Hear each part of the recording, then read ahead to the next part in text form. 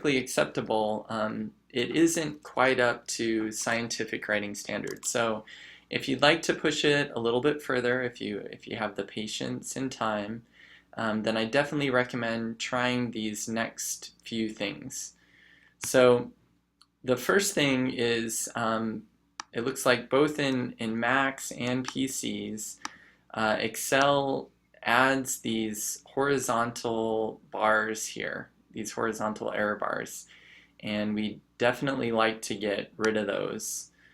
So I'm gonna zoom in, and you can see them there. They're really hard to select. You have to zoom in really close. So I'm just gonna keep zooming in here. Maybe. Let me see. Where's zoom?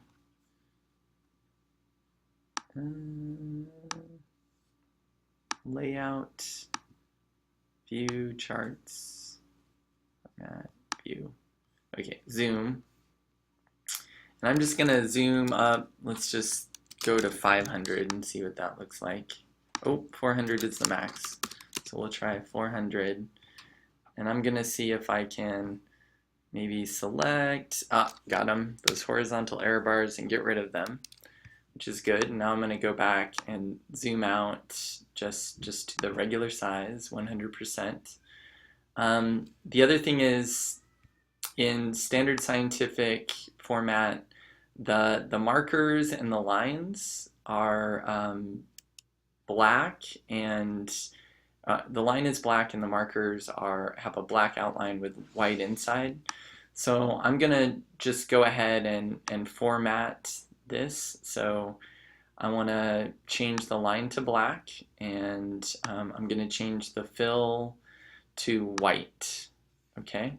The markers are also not quite right. They're diamonds instead of circles. So I'm going to click on those markers, and if you right click, you can format the data series, and we want to just change the marker style to circles. Okay, so now we've got circles instead of diamonds. The last thing is, you can see now that the table, or I'm sorry, the figure isn't selected, there's this border around it. We'd like to get rid of that border. So to get rid of the border, you can select the figure, right click on the edge. Sometimes this works. Let's see. There we go, format chart area, and we're just gonna get rid of the line. We want no line. Okay, so now you can see there's no line.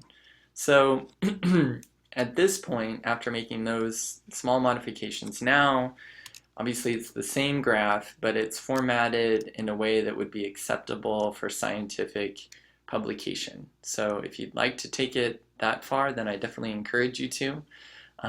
Obviously, if you have the time and patience to play around with Excel a little bit more. All right, so I'm going to copy this, and I'm going to go back to Word, and you know, this one is definitely acceptable, but this second one here is slightly better. It's actually in formal scientific writing format, and so it's really up to you whether you want to go for just this basic one, which is acceptable, or this second one, which is a bit more presentable and formal in its format.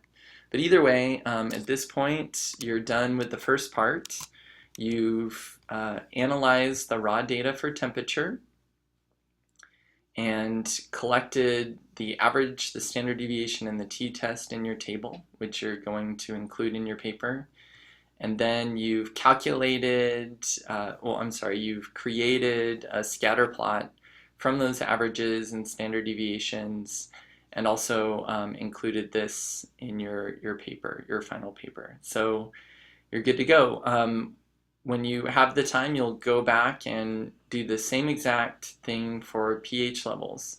So making the calculations for average, standard deviation, and t-test. Notice pH 7 is what you're comparing to. And then after that, in this table right here, the correct values will appear, and you'll be able to make a second graph for pH. All right, I hope this video was helpful, and I hope you have good success with your results section for your Catalase enzyme scientific report.